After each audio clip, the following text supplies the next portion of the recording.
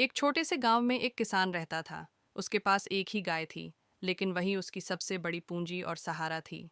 किसान रोज सुबह उठकर सबसे पहले गाय को चारा डालता, पानी पिलाता और प्यार से उससे बातें करता। गाय भी जैसे उसकी बातें समझ लेती थी, धीमे से अन्न करती और अपनी पूंछ हिलाकर खुशी जताती। किसान गाय का दूध निकालकर बाजार ले जाता और उसी से घर का खर्चा चलता। वह अक्सर सोचता, अगर यह गाय न होती तो मेरा गुजारा कैसे होता। गांव वाले भी कहते, भाई, तुम्हारी गाय बड़ी भाग्यशाली है, कभी बीमार नहीं पड़ती और हमेशा शांत रहती है। लेकिन एक साल गांव में सूखा पड़ गया। खेतों में हरियाली कम हो गई, तालाब सूख गए और जानवरों के लिए चारे की भारी कमी हो गई। किसान परेशान हो गया कि अब अपनी गाय को क्या खिलाए। उसे डर था कि कहीं गाय कमज़ोर न हो जाए और दूध देना बंद न कर दे। किसान ने निश्चय किया कि घर में जो भी अनाज या घास बचा है, वह सबसे पहले गाय को देगा।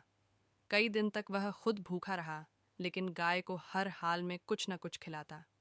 गाय भी जैसे यह सब समझ रही थी। उसकी आंखों में किसान के लिए आभार झलकने लगा। धीरे धीरे किसान खुद बहुत कमज़ोर हो गया।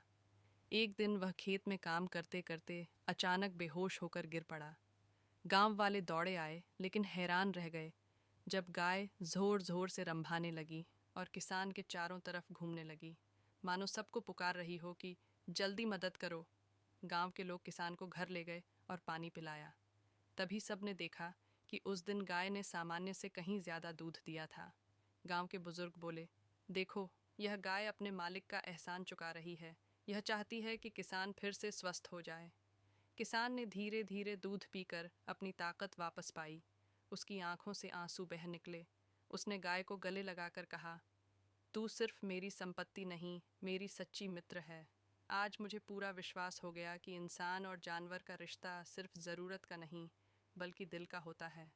गांव के लोगों ने भी उस दिन एक बड़ी सीख ली कि प्यार और विश्वास का बंधन सबसे मजबूत होता है।